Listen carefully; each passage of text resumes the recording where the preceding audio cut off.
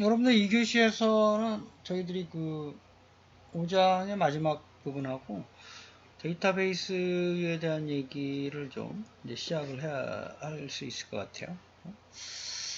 그래서 그 아까 인터페이스의 어떤 예외 처리라든지 그 보안 기능 확인 그런 걸 살펴봤는데, 이제 구현을 검증하는 것을 좀 말씀을 드리면, 우리가 앞부분에서 보면 대부분 자동화 도구를 쓰죠. 여기에서도 그 구현을 검증하는 자동화 도구들이 좀 있고요. 그 다음에 그걸 감시하는 또 자동화 도구 두 가지로 좀 나눠서 이해를 하시면 되겠습니다. 그래서 구현 검증은 그 인터페이스가 정상적으로 문제없이 작동하는지 확인하는 거죠.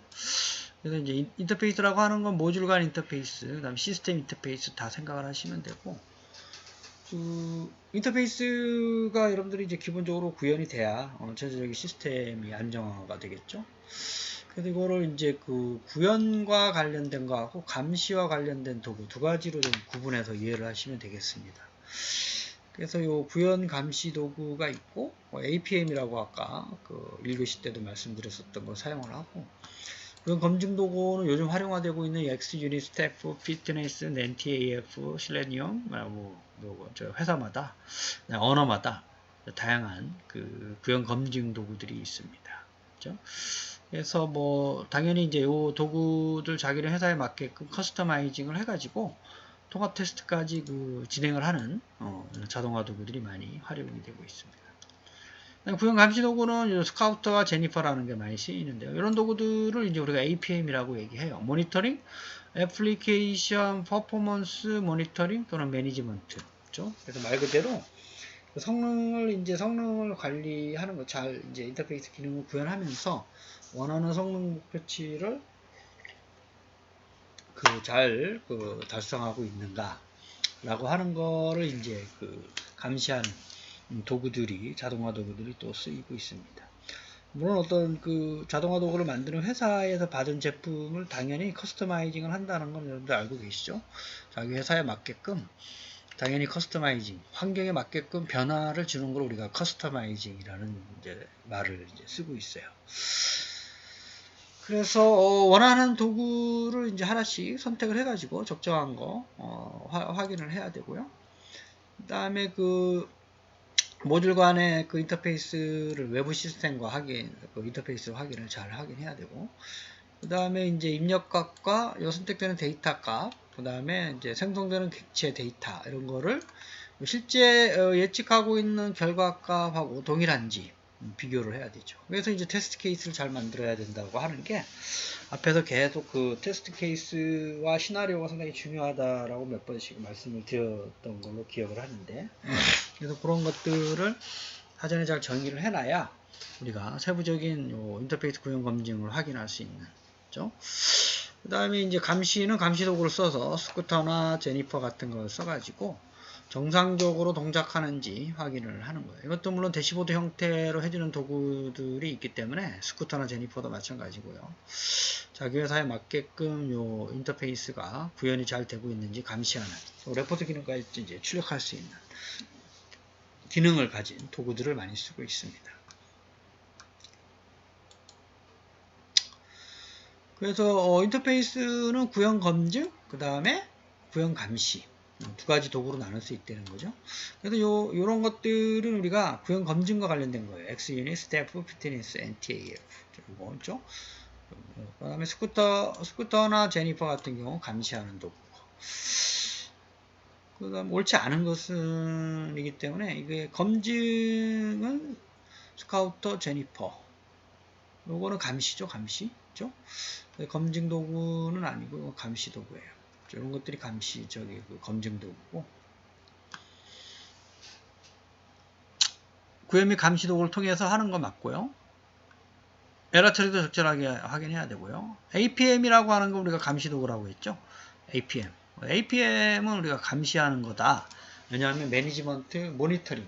모니터링이라는 말을 여러분들이 좀 기억을 하시면 기억이 오래 남을 것 같아요. APM이 뭐 하는 도구지? 모니터링. 이게 앞에서도 우리가 테스트할 때 늘 이제 자동화 도구를 얘기할 때 APM. 우리 회사에 맞는 APM이 뭘까요? 라고 할 때 이제 많이 소프트웨어 설계자들이 사용하는 용어이기 때문에 여러분도 좀 알고 계시면 도움이 되겠습니다. 그 다음에 그 테스트 자동화 도구는 구현 검증 감시가 있죠. 실레니엄이라고 하는 게 요 사실은 루비 기반은 이제 요 와터 왜 이건데, 실레니엄은 그 루비를 기반하는 건 이거고요. 실레니엄은 이제 그 브라우저를 여러 개 지원하는, 언어도 여러 개 지원하는 구현 검증 도구입니다. 그래서 뭐 요 핵심적인 거는 좀 이해를 좀 하셔야 되겠네요. 그렇죠? X유닛은 자바, C++, 다양한 언어 지원하는 단위 테스트 프레임워크, 물론 이제 구현 검증에도 쓰이고요. SJF는 요 서비스 호출, 컴포넌트 리유즈 뭐 이런 거 쓰는 거고, 피트니스는 웹 기반. 여기는 이제 똑같은 요거에다가 저확장성. 네이버에서 개발한 거예요. 네이버.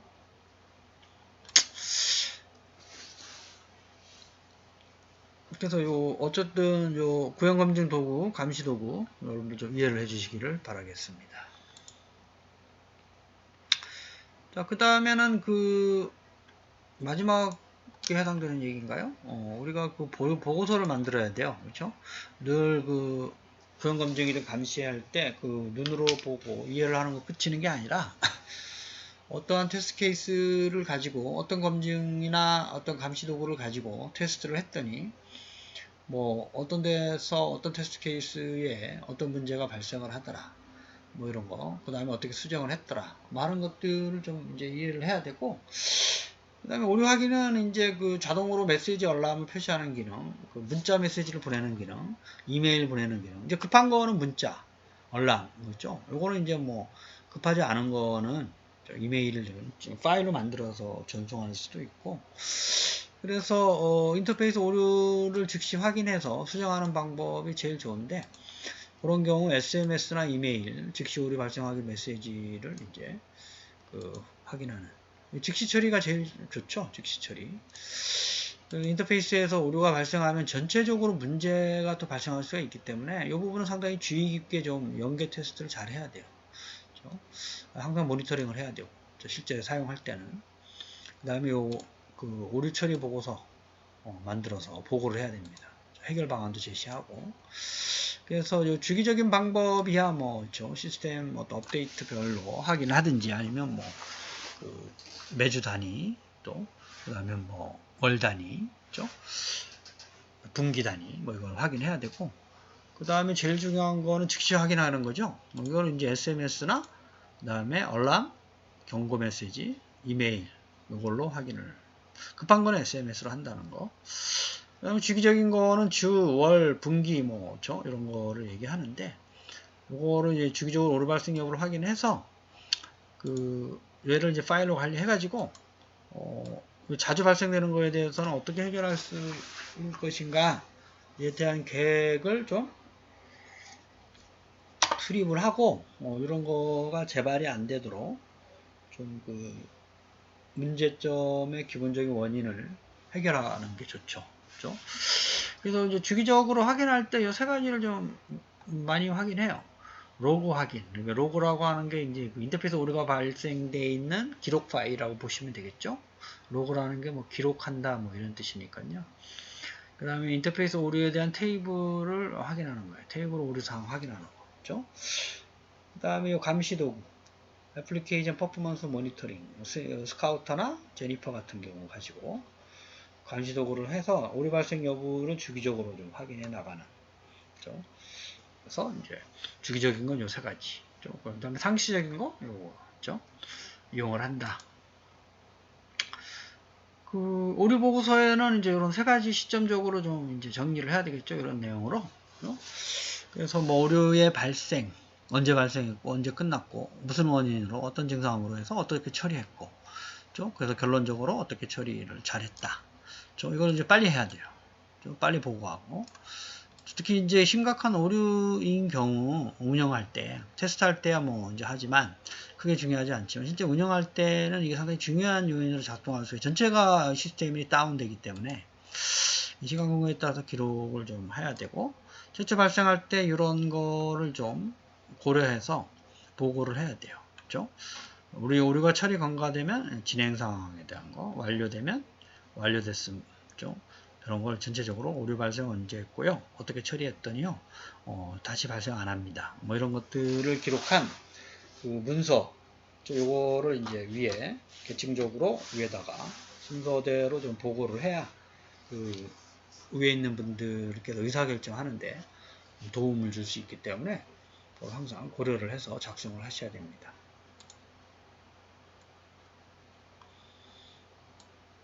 인터페이스 오류에 대한 설명으로 옳지 않은 것은, 그렇죠? 로그를 하는 거는 이제 이거는 주기적으로 하는 건데요. 발생 시 처리하려면 SMS 문자나 그 얼람 이걸 하는 게 바람직한다 그랬죠. 그 중요한 오류인 경우가 많기 때문에 이 오류 사항을 잘 확인하고 보고해야 되고요. 오류 발생 즉시 처리하는 것과 주기적인 방법, 그렇죠? 주기적인 방법은 테이블에 오류 사항을 기록해야 되고요. 그 오류 발생 즉시 처리를 할 때 그 가장 옳지 않은 것은 이 테이블에 오류 하는 거는 요거는 이제 주기적인 거죠. 나머지 세 개는 그 즉시 발생, 즉시 처리, 얼람, 이메일, SMS. 그래서 요걸 물어보는 거죠. 얼람, SMS, 오류, 이메일. 이건 주기적인 거. 테이블 작성, 로그 파일 확인, APM 도구 사용. 그렇죠? 그래서 여기까지가 이제 저희들이 사실은 이제 그 2학기 때 1, 2과목을 하고, 그죠? 마무리를 사실은 좀 했으면 이제 그 바람직한 거지만 지금 3과목을 좀 해드릴게요. 그래서 어쨌든 우리가 1, 2과목을 하면서 소프트웨어 설계와 개발에 대한 자세한 어떤 흐름, 절차적으로 잘 정리가 되어 있는 것 같죠, 이 책이. 뭐 중복되어 있는 내용도 있긴 합니다만, 여러분들이 아마도 이제 좀 당부드리고 싶은 건 소프트웨어 공학이나 데이터 그 뭐 프로그래밍 뭐 언어 이런 시간에 중복되는 내용도 있지만 UML이라고 하는 거는 여러분들 아마 처음 접하고 그 UML을 저희 학과에서도 좀 가르쳐야 될 것 같은 생각이 좀 들긴 하는데 이걸 실습으로 해보는 거 있죠. UML 디자인. 그래서 요거는 여러분들이 어디서 듣든지 간에 이게 그 개발 버전이나 기업용 버전은 비싸지만 그 오픈소스로 제공되고 있는 트라이얼 버전 같은 경우를 좀 활용해 가지고 이게 이제 UML은 그 실제적으로 기업에서 많이 씁니다. 객체 지향적 언어를 요즘 텍스트 코딩을 이제 뭐 어느 정도 구현이 된 다음에 하는 거지 실제 소프트웨어 설계 단계에서는 UML을 많이 쓰기 때문에 요거를 알아야 또 소프트웨어 개발자들하고 의사소통에 문제가 없는 거잖아요. 그래서 다른 부분은 여러분들이 좀 이제 애우거나 뭐 다른 과목에서 배우는데 UML을 못 배우고 실습을 못하게 되면 상당히 좀 나중에 졸업하고도 애로사항이 많기 때문에 제가 나중에 또 시간이 된다면 UML 실습을 좀 할 수 있도록 가르쳐 드리긴 할 텐데 UML을 여러분들이 좀 이게 왜냐하면 실기에도 상당히 많은 내용을 차지를 하기 때문에 그렇습니다. 실기에서도 그 우리가 케이스 다이어그램, 뭐 유스 케이스 다이어그램, 그다음에 뭐 시퀀스 다이어그램, 그다음에 뭐 클래스 다이어그램, 뭐 체인지 다이어그램 이런 것들이 실제적으로 실무적으로 많이 쓰는 거라서 그래요. 컴포넌트 다이어그램, 그렇죠? 그 내용은 여러분들이 좀 아쉽지만 그 따로 별도로 방학 때 좀 실습을 해보시기를 당부드리겠습니다. 자, 이제 3과목으로 좀 넘어갈게요. 3과목의 데이터베이스를 배우는 학생들은 이 내용이 상당히 쉬울 거예요. 그렇죠? 특히 그 지금 3학년들이니까 1학기 때도 아마 배웠을 거고 2학기 때는 아마 선택 과목이어서 여러분들이 필수 과목인 데이터베이스인 경우는 대부분 다 들었을 텐데 사실은 그 내용만 알고도 3과목의 학습에 큰 어려움은 없어요. 이제 그 필수 과목에서 그 배웠던 내용을 이해를 충분히 했다면 이제 그 학습하는데 큰 어려움이 없고 그러기 때문에 그 1학기 때 배웠었던 책을 가지고 같이 좀 공부하면 도움이 될 거예요. 자, 우리가 데이터와 베이스의 합치말이 데이터베이스예요. 그걸 운영하는 시스템이 데이터베이스 매니지먼트 시스템입니다. DBMS라고. 사실 이제 같은 말로 많이 쓰이긴 하는데, 왜냐하면 사용자 환경에서는 그게 데이터베이스가 인지 데이터베이스 매니지먼트인지를 잘 모르거든요. 그래서 사실 이제 뭐 데이터베이스라고 하면 데이터베이스 매니지먼트 시스템을 지칭하기도 해요. 수학자가 처음 만들었어요. 개념은 데이터와 베이스라는 말을 합쳐가지고. 그러다가 뭐 그 ER 다이어그램 커드라는 사람이 개념적인 원리를 제시를 했고, 관계형 데이터베이스가 출현을 했고, 요즘에 객체지향 또 하이브리드.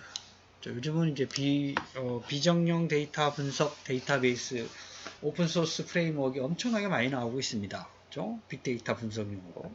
하두비 대표적인 거고, 구글 파일 시스템, 그렇죠? 아파치 재단에서 관리하고 있는 상당히 많은, 그 왜 그러냐면, 그 비정령 데이터, 어떤 기존의 요 관계형 데이터베이스는 사실은 그 정형화된 데이터 분석을 위해서 많이 개발이 되고 사용이 돼요. 이게 정형화 데이터라고 얘기하는 건 뭐냐면, 우리 그 액세스나 우리가 엑셀, 그 대표적인 정형화 데이터죠. 테이블 형태. 근데 여러분들이 제가 말하는 말 또는 그 SNS, 카톡이나 뭐 페이스북에 돌아다니는 데이터는 정형화된 데이터가 아니잖아요. 주로 텍스트 데이터들. 그런 것들을 이제 비정형, 반정형 데이터라고 그러는데, 그걸 가지고 분석을 하는 도구들은 요 기존에 나와 있었던 액세스나 MS SQL이나 뭐 이런 오라클 관계형 데이터베이스 가지고는 좀 힘들어요. 할 수는 있지만 상당히 그 전에 데이터 전처리 과정이 이제 복잡합니다. 그런 것들을 이제 그 쉽게 하기 위해서 만들어 놓은 게 이제 비정형 데이터 처리 분석의 시스템들이죠. 그게 요즘 또 많이 활용이 되고 있어요. 그래서 데이터베이스는 어쨌든 설계할 때 무결성, 결함이 없어야 된다. 일관성이 있어야 된다. 그 다음에 장애 복구, 회복이 빨라야 된다. 빨라야 된다라기보단 그 전 상태로 돼야 된다 이런 얘기죠. 효율적으로 응답을 해야 된다. 그렇죠? 뭐 시간, 사용자가 뭘 줘야 했는데 한참 걸리면 안 되겠죠. 뭐 생산성은 메모리나 뭐 저장 공간의 효율화, 확장성이 좋아야 그 뭐라 그럴까 스케일러빌리티가 높아야 된다라고 하는데 데이터 추가가 용이해야 된다라는 5가지 특징이 있습니다. 데이터베이스 설계 시 고려사항이 아닌 것은 뭐 이런 식으로 나오기 때문에 이 내용을 좀 이해를 좀 해주시기를 좀 당부를 드리고, 자 우리 데이터베이스 설계 순서 요거 시험 문제 자주 나와요. 좀 다음 중 데이터베이스 설계 순서로 옳은 것은 이렇게 나오기 때문에, 자 우리가 이제 일반적으로 보면 그 데이터베이스를 만들어 달라고 하는 사람한테 물어보죠. 그 인터뷰 하는 거예요. 그걸 명세화 시켜야 돼요. 무조건 명세서. 사용자 요구사항. 이게 개발해달라고 하는 어떤 기업이나 정부 기관이 될 수도 있고, 뭐 일반 사용자들, 수요자들이 될 수도 있겠죠. 어떤 식으로 만들어 달라. 뭐 아니면 요거랑 비슷한데 나는 이렇게 좀 추가해 달라. 뭐 이런 거는 빼달라. 뭐 이런 식의 유저 리콰이어먼트를 분석을 하는 게 제일 첫 번째. 그 다음에 바로 앉아서 컴퓨터로 만드는 물리적 설계 단계를 가진 않아요. 그래서 이 개념적 설계와 논리적 설계, 이게 상당히 중요한, 상당히 시간 전체를 100으로 봤을 때 거의 60, 70%의 일이 여기에 들어가 있어요. 요거까지 하면 거의 80%. 사실 요거까지만 잘 되면 물리적 설계나 구현 테스트는 이제 크게 어려운 문제는 아니에요. 이게 이제 개발자들이 워낙이 논리적 설계의 디자인 가지고 금방 만들어내기 때문에 사실은 요 앞단계에서의 요 업무가 상당히 중요한 업무고, 그래서 아마 여러분들 데이터베이스라는 과목에서 요 부분은 상당히 많이 얘기를 했을 거예요. 정규화까지 얘기할 때. 그래서 개념적 설계 또는 개념적 스키마, 우리가 SCHMA 스키마라고 하는 거 얘기들을 좀 많이 하는데 어려운 얘기긴 하지만 그냥 이렇게 생각하면 돼요. 어떤 학생 테이블을 만든다. 그렇죠? 교수 테이블을 만든다. 그 2가지를 연결시킨다. 뭐 이런 개념이라고 생각하면 돼요. 어려운 개념이긴 하지만 실제적으로 뭐를 어떻게 해서 만든다 라고 하는 스킴, 구조, 알고리즘 뭐 이런 거를 표현하고 있어요. 개념적인 설계의 구조도를 만든다 라고 생각하면 됩니다. 이게 뭐 그림으로 그리는 거예요, 사실. 그렇죠? 트랜잭션 모델링을 만든다. 그 중에 ER 다이어그램 모델을 그려서 개념적 설계 단계를 마무리한다 라고 하는 거가 이제 개념적 설계에서 이루어지는 일이고, 그다음에 논리적 설계에서는 이제 개념적 설계 단계에서 디자인된 ER 모델을 예를 들면 그 명세서를 가지고 구체적으로 논리적으로 설계를 하는 거예요. 개념 물리적 설계 전 단계로. 이거는 상당히 추상화적인 개념의 거고, 이거는 그래도 물리적 설계 단계, 손으로 표를 그리는 것까지 나와 있는 겁니다. 그다음에 인터페이스 설계하는 것까지. 그렇죠? 요거는 실제적으로 뭐 사용되는 DBMS 가지고 자료를 넣는 거예요. 그렇죠? 그 다음에 실제적으로 웹 프로그래밍하고 연결시켜서 DDL 같은 경우, DCL, DDL, DML 세 가지가 있는 건데요. 데이터베이스를 만들어서 트랜잭션을 한번 테스트를 해보는 단계. 이게 이제 데이터베이스의 5가지 그 설계 순서입니다. 그래서 요구 조건 분석, 개념 설계, 논리 설계, 물리 설계, 구현.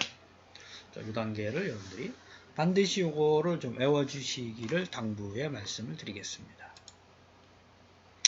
그래서 각각에 대해서 어떤 일들을 하는지를 좀 설명을 조금 하고 있죠. 그래서 요구 조건은 사용자의 용도 파악하고 처리 형태, 흐름, 제약 조건 이런 걸 물어서 요구 조건 명세서까지 만드는 것까지. 자, 우리 개념적 설계는 컨셉슈얼 디자인, 정보 모델, 인포메이션 모델링, 컨셉츄라이제이션 이렇게 얘기를 하는데, 현실 대기에 대한 추상화를 하는 거예요. 우리가 여러분들 자바 프로그램에서 추상화 어떤 걸 모델링 하기 전에 요거는 자동차야, 클래스 자동차. 그게 자동차는 아니잖아요. 눈에 보이는. 그렇죠? 그래서 추상적 개념의 자동차죠. 마찬가지로 데이터베이스에서도 개념적으로 학생, 이러면 학생이라는 걸 추상화를 시켜요. 학생이 학번, 성명, 주소, 이런 거, 학과, 이런 거 만들어가는 과정이죠. 그렇죠? 그래서 ER 다이어그램은 어떤 사용자는 DBMS의 독립적입니다. ER 다이어그램은 어떤 MS SQL에서만 사용되는 개념적 설계 단계의 완성품은 아니에요. 그렇죠? 그래서 이건 모든 걸 다 보편적으로 쓰는 거기 때문에 ER 다이어그램으로 많이 분석을 합니다. 심지어 ER 다이어그램을 그리면 그 물리적 설계까지 완성해주는 소프트웨어도 있어요. 그렇죠?